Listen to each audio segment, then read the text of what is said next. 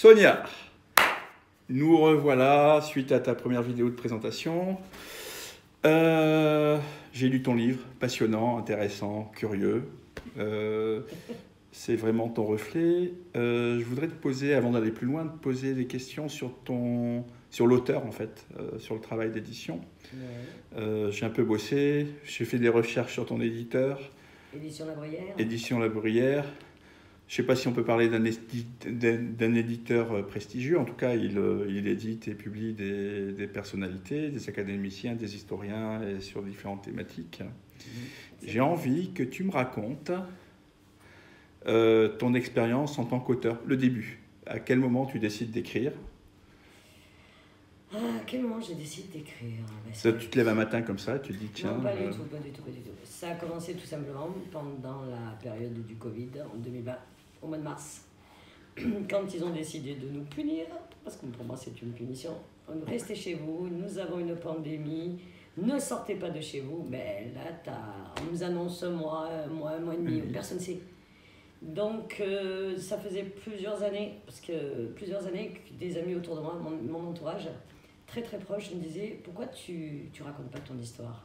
Raconter ton histoire. J'ai dit oui. Ton histoire ou tes histoires Mon histoire, parce qu'en fait c'est une histoire qui ne s'arrête pas. Et je les ai regardés en disant mais vous plaisantez, et on va me prendre pour une folle. Personne ne va me croire, je suis pas connue. Oui. Ouais. Et en fait ça a commencé tout simplement mars 2020. Alors te croire, je vais rebondir sur ce que tu dis, personne ne va me croire, puisqu'on ton livre traite d'un sujet très particulier qui est lié au paranormal, à tes facultés extralucides, je ne sais pas si on peut parler de ça, extralucides, ou des perceptions hors du commun sur différents plans. Quand j'étais petite, oui. Quand j'étais petite, on m'appelait la sorcière dans le quartier où j'ai grandi. La sorcière, oui. Ouais, on m'appelait la petite sorcière. Pourquoi ? Parce qu'en fait, quand tu as 3-4 ans, tu dis les choses à haute voix, tu ne te rends pas compte. Tu dis, faites attention, prenez pas la route là, vous allez tomber. Ou la dame d'à côté qui habite au 2e étage ou au 3e étage va décéder. Et évidemment, les gens, quand tu es une gamine, quand tu n'es qu'une gamine, tu ne t'aperçois pas, tu ne te rends pas compte que tu dis les choses parce que tu penses que tout le monde est comme toi. C'est surprenant. Tu penses que tout le monde voit les choses comme toi, donc tu n'as pas le sens du mauvais, du mal, tu dis les choses spontanément. Un enfant est spontané. Et on m'a même dit, mais tu as des amis imaginaires. Oui, si vous appelez ça des amis imaginaires, pour moi c'est... parce qu'ils sont bien réels pour toi. Ils sont réels, parce que ce sont des êtres que je ne connais pas. Ça me fait penser à ce film fabuleux avec Meryl Streep, que tu connais peut-être, je ne sais pas, qui s'appelle La Maison aux Esprits, qui est tiré d'un roman de Elisabeth Allende, qui est un film dur, touchant et très fort, où elle joue le rôle d'une petite fille qui s'appelle Carla. Elle a 5 ans, ça commence à 5 ans. Et elle est... Alors pourquoi je te parle d'elle ? Parce qu'en fait, tu m'as expliqué que quand tu avais... que tu fonctionnais avec des voiles. Ton environnement, c'était des voiles qui se dévoilent, qui s'élèvent. En fait, dans un premier temps, c'est pas très net. Imagine un voile de mariée. Tu le tends et tu essaies de voir à travers. Ça va pas bien. Et progressivement, ce voile, il s'écarte. Ça devient de plus en plus clair. C'est un peu comme une brume et progressivement, ça s'éclaircit. Alors, par moments, c'est comme ça. Et par moments, c'est très net, c'est plus clair, c'est plus violent, plus direct. D'accord. Et c'est comme ça que tu... Enfin, c'est comme ça que tu fonctionnes. Je ne fonctionne pas que comme ça. Parce que, comme je te disais, des fois, c'est très net, c'est clair. C'est une information qui me vient. Moi, je suis spontanée, donc cette information me vient. Je suis avec mon mari, je lui dis... Oh là là, un exemple tout bête, il y a plus d'1 an et demi, j'étais en train de conduire, on parlait autre chose, parce que je ne parle pas de ça toute la journée. Et j'étais en train de conduire, je m'arrête au feu, j'attends, et je le regarde et je lui dis au fait, il faut que je t'annonce quelque chose. Alors il me regarde, il a l'air de dire qu'est-ce qu'elle va encore me raconter. Tes 2 associations, je donne les 2 noms. Une, trahison, je vois marqué trahison et fermeture. Et la deuxième, comme un château de cartes, tu sais, et je vois ça s'écroule. Il m'aurait dit, mais qu'est-ce que tu racontes ? J'ai dit, n'oublie pas cette information. Je te transmets cette information de cette situation. Après, t'en fais ce que tu veux. Mais on me dit de te le dire. En fait, c'est une information. Tu transmets une information. Mais le plus rigolo, c'est tu sais ce qu'il me dit ? Mais qui te dit? Non, je Oui, rigole. qui, pourquoi, comment Non, qui?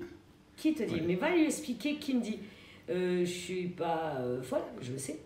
Quand j'étais enfant, j'ai commencé à me poser des questions. Est-ce que tu es comme tout le monde? Est-ce que tu n'es pas comme tout le monde? Est-ce que tu as une grande imagination? Mais ce qui est quand même incroyable, c'est que j'ai une sacrée imagination. Je vois des choses qui vont se produire, ils se produisent. Et le pire, c'est que j'ai des témoins de ces événements. Oui. Ça veut dire que je raconte ce qui va se produire, et dans les semaines ou les mois qui arrivent, ça se produit. Bien en avance. Donc, bien en avance. bien en avance. Ça veut dire que ça peut être sur un long terme, court et long terme. Ça veut dire que ça peut être dans l'heure qui suit, dans la semaine qui suit, ou dans les années qui Qui suivent. suivent, d'accord. Et au début, je ne savais pas y mettre L'indication de temps ou des... de temps. Bah, t'as ouais. longtemps, tu sais pas. Parce qu'à la limite, tu peux voir aussi le passé. Ah ben bien sûr, je vais passer Passé, présent, futur. D'accord. Donc c'est pour ça que j'ai bien écrit, j'ai vu. Je vois et je verrai. Alors on va revenir à l'éditeur. Donc tu décides un jour d'écrire, parce qu'on t'a demandé de faire des témoignages et autres, sachant que c'est un gros travail. Oui. Tu as mis combien de temps pour l'écrire? Presque 2 ans. Presque 2 ans. Demi, ouais. Oui. Ah, l'écrire L'écrire L'écrire complètement. Les brouillons, non. Ça a été, parce que des mémoires. Ça va vite. Hein. C'est pas comme si j'écrivais, j'imaginais quelque chose. Ça a été très rapide, mais après, il a fallu le mettre en ordre. Parce que tu n'écris pas comme tu parles. Donc j'ai essayé de mettre cette histoire de 2015 qui s'est passée là. Tiens, je m'en souviens, c'est très net. Ah, l'histoire de Nancy. Tiens, quand je lui donnais les... Nancy, c'est un prénom, pas la ville. Hein. Non, Nancy, c'est mon ami Nancy qui m'appelait, qui était angoissée, qui devait passer d'un examen de fou et qui est très douée, mais et qui me disait Sonia, je suis pas bien, je sais pas, je vais rater mon examen. Et je lui donnais les notes à l'avance. Ah, Elle me dit, mais qu'est-ce que tu me racontes?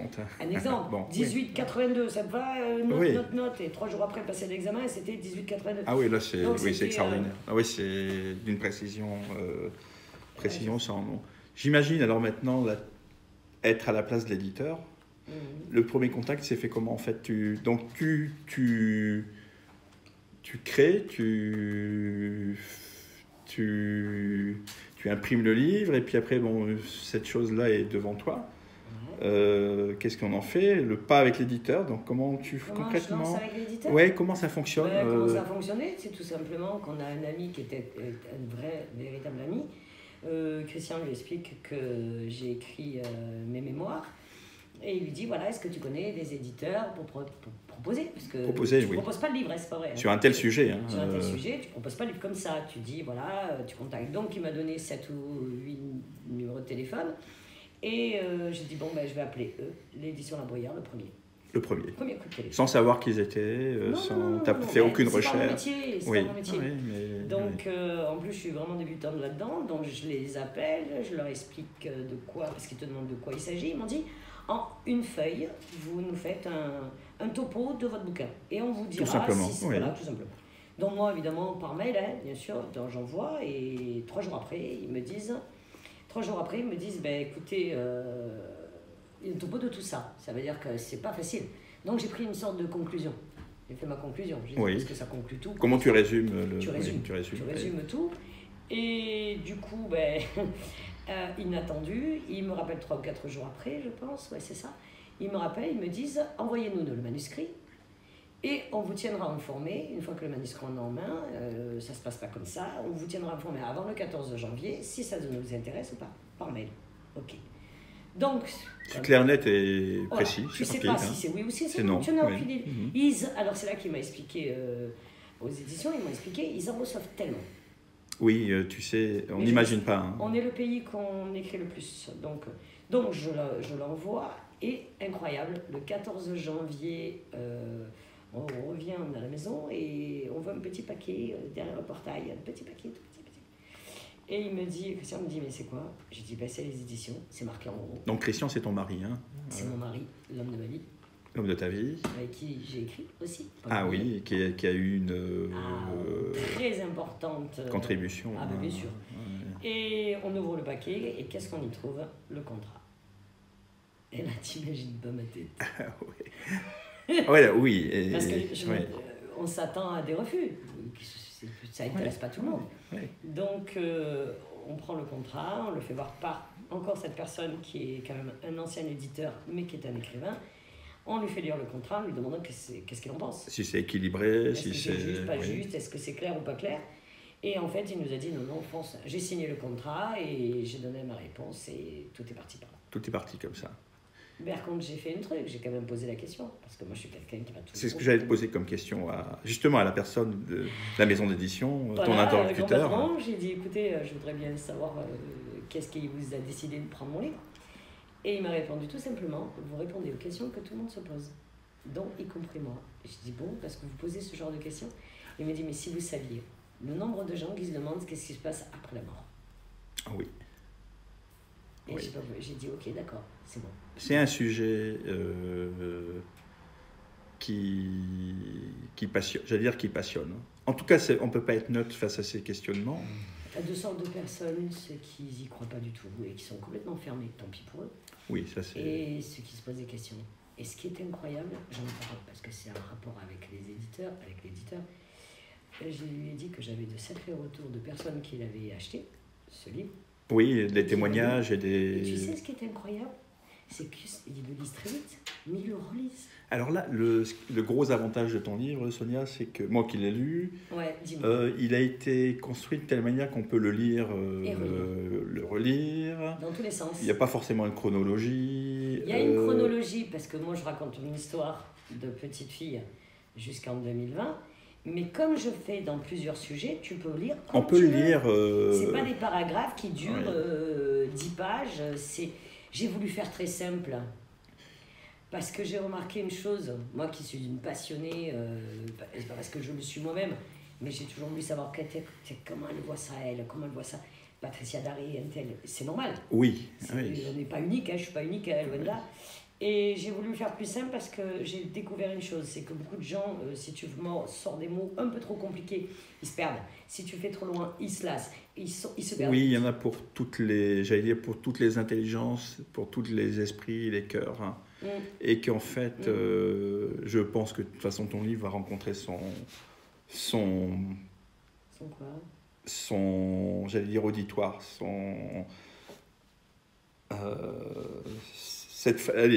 une famille d'âmes, on va dire, ou des personnes ces familles d'âmes, non seulement en France, mais à l'étranger. Alors ça, c'est ce que je pense.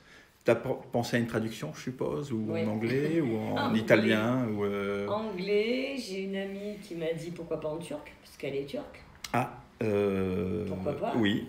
J'ai un autre ami, on a un très très bon ami qui parle couramment, mais Christian aussi, bien sûr, qui parle couramment italien. Oui, j'y ai pensé. Donc ça viendra, je pense. Je pense que l'anglais, parce qu'en France, on est un peu fermé sur ça. Les anglo-saxons ont à peu près 30 ans au-dessus de nous, ça veut dire qu'ils vont beaucoup plus loin. Les médecins aujourd'hui, tu as tous les médecins en France qui sont totalement fermés, quoique ça commence à s'ouvrir. Hein. Où ça se fait plus ou moins... Parce que l'ordre des médecins n'aime pas trop, c'est pas scientifique. C'est pas avoué, on va voilà, dire. C'est pas avoué. Par contre, tu vas en Angleterre, tu vas aux États-Unis, tu vas en Amérique du Sud, c'est une ouverture d'esprit totale. J'allais dire que c'est peut-être accepté. Pas forcément compris. Si, c'est compris maintenant. C'est compris maintenant et ça accepté. Ça fait à peu près une dizaine d'années, parce que moi, ça fait des années que j'essaie de voir un petit peu ce qui se passe derrière, de l'autre côté, plus loin que nous. Et je m'aperçois qu'en fait, de plus en plus, il y a même des universités qui ont ouvert des pôles enquête paranormale. Logique, il faut le savoir. De recherche. De recherche. Ce sont des gens qui sont terre à terre, mais qui ont besoin de comprendre. Ou parce qu'ils ont eu des expériences eux-mêmes, ou parce que quelqu'un d'entre eux, autour d'eux, ont eu des expériences, ils ont besoin de comprendre. Et de valider aussi, de faire en sorte que tout ce que tu dis est validé dans le réel, en fait. Une prédiction ne vaut que si elle est réalisée. Tout à fait. Sachant que tu ne sais pas forcément, au moment où tu fais l'annonce, à quel moment ça va la chose va se matérialiser. Pas toujours. Donc tu peux savoir, toi tu arrives à dater... Malheureusement, des fois. Voilà, là je t'ai piégé dans l'interview, là je viens de te piéger. Il y a des fois où j'ai pas du tout les dates. Parce qu'ils nous donnent des informations, des événements. J'ai eu un exemple tout simple. Il y a quelques années, je l'ai écrit dans mon livre. C'est écrit dans le livre. Les avions qui se sont écrasés. Beaucoup d'avions qui ont disparu, des avions qui se sont des crashs d'avions, malheureusement. On habitait Nice à l'époque. Et on avait un appartement au dernier étage face à la Méditerranée. Et on voyait l'aéroport. Tu vois l'aéroport de Nice, oui. On voit l'aéroport, les arrivées, l'aéroport. Et c'était un dimanche, je n'oublierai jamais. C'était un dimanche et j'ai eu des visions, mais horribles. Par contre, je n'arrivais pas à savoir ni les dates, mais je savais que c'était tellement douloureux à l'intérieur de moi que je savais que ça allait arriver là. Dans les semaines, là, c'est immédiat, dans l'immédiateté. Dans les semaines et dans les mois, parce que c'était... En fait, tout dépend de la vision que j'ai. Si c'est tellement puissant, au niveau émotionnel, j'arrive. Après, des fois, j'ai des dates. Alors ça, c'est assez rare d'avoir des dates, c'est assez exceptionnel. Des heures et des dates, hein, oui. On ne va pas évoquer le sujet parce qu'en fait, l'intérêt, c'est de lire aussi le livre. C'est surtout le livre. Concrètement... Le plus important... Alors, il ne faut pas oublier que ce livre, J'ai vu, je vois et je verrai, que j'ai écrit en 2020, je n'étais pas mariée. Oui. Donc, il est au nom de jeune fille. D'accord, Sonia Solomas, c'est ça. Mais je me suis mariée depuis. Ah, bah écoute, félicitations. Merci. Alors, pour être très concret, on se le procure où, quand, comment Alors, le plus facile, ce que je conseille aux gens, parce que je me suis aperçue malheureusement que dans certaines librairies, ils ne le commandent pas. Si moi, j'ai des personnes qui sont allées directement... C'est-à-dire que si je vais dans une librairie et je commande... Et ils te disent non, on ne l'a pas, on ne travaille pas avec eux. Alors, d'accord. Bon. Après, tu as la FNAC. Oui, donc FNAC, Cultura, les grandes maisons en les fait. Grandes maisons. Ou le mieux, pour l'avoir directement chez soi, et c'est plus efficace, ça met 48 heures. Le plus simple, 48 heures. Tu tapes le nom, le titre et les éditions La Bruyère. C'est sécurisé. Oui. Il y a risque, parce que tu payes par ta carte bleue. Ok. C'est plus rapide, plus efficace. Oui. Tu le reçois en 48 heures. C'est génial. Et je suppose que pour les personnes de ton entourage, tu offres une dédicace ou un truc sympa. Oh, je fais que ça. Un truc un peu magique comme ça. J'arrête pas de faire des petites signatures, des dédicaces. Dédicaces. Oui, je le fais. Oui. Ils viennent me retrouver parce que je travaille, c'est pas mon métier. Écrire, c'est mon métier, c'est un plus. Oui, mais t'es maintenant passé dans la catégorie auteur. Hein. Oui, je passe dans la catégorie auteur. Je suis en train de créer, avec toi bien sûr, une chaîne. Dédiée à tous ces sujets. Hein. C'est au paranormal. Oui. Où les gens vont me poser des questions. Parce qu'en fait, ce livre, je raconte, mais je me suis aperçue ces derniers temps, parce qu'il est quand même sorti mi-septembre, que beaucoup de personnes qui l'ont lu, ils viennent me voir en me disant j'ai besoin de poser cette question. Ah d'accord. Bon, mais le seul moyen, c'est de pouvoir y répondre, si je peux y répondre, bien sûr. Je vais essayer le mieux possible, répondre aux questions qu'ils me posent. Et le mieux, c'était de le faire de faire une chaîne YouTube. Voilà, je crois que c'est le plus simple. C'est le plus simple, où les gens vont pouvoir me poser des questions. Alors, par paranormal, ça serait bien aussi de définir le terme. T'es pas tarologue, t'es pas dans ces arts divinatoires-là. Non. Toi, tu es quelqu'un qui reçoit les informations par différents canaux, en fait, des champs de perception, sans avoir besoin d'outils, de ces outils. Tu parles comme outil. Des cartes. Non, j'ai pas de support. Pas de support, donc c'est ce qui fait que c'est remarquable. En termes de sujet, tu parles de moments de décorporation, de dialogue avec les défunts et des messages que tu reçois, et beaucoup d'autres choses intéressantes. Enfin, l'idée, le mieux, c'est d'acheter le livre, de lire, d'aller visiter la chaîne YouTube, sur laquelle il va y avoir beaucoup de contenu, des choses sympas, curieuses, qui vient de naître, et elle s'appelle Sonia Paranormal. Donc écoute, on souhaite une longue vie à ce livre. Merci. Qu'il tourne, il faut le faire tourner. Partager. Le partager, le faire découvrir. Voilà, faites-le découvrir si ça vous intéresse, mais je pense que ça peut vous intéresser. La plus belle chose qu'on m'ait dite la semaine dernière, c'est une dame qui est arrivée qui m'a dit vous venez de me rendre la foi. Ah. J'ai dit la foi de quoi? Elle me dit la foi. La foi. Espérance, tout est dit. Je crois que là, tout est dit. C'est dit. Surtout en cette période difficile et particulière où on a besoin de lumière et un moment où le monde a tendance à basculer. On va en rester là, si tu veux bien, parce qu'on a d'autres vidéos à préparer derrière, à faire. Pas de souci. Et tu peux embrasser toutes les personnes que... J'espère vous avoir très vite sur ma chaîne. Posez-moi des questions avec le plus grand des plaisirs. Je vais faire le mieux possible pour y répondre, bien sûr, et au plus vite. Et puis appuyez sur les pouces. Appuyez sur le pouce bleu. Et la cloche. Surtout. Pour avoir les mises à jour en temps réel. Et que ça puisse avancer. Génial, mais écoute, c'est génial. Ben, je te remercie et je vous remercie à tous. Aussi. À très très bientôt. Ciao, ciao, Au revoir. ciao.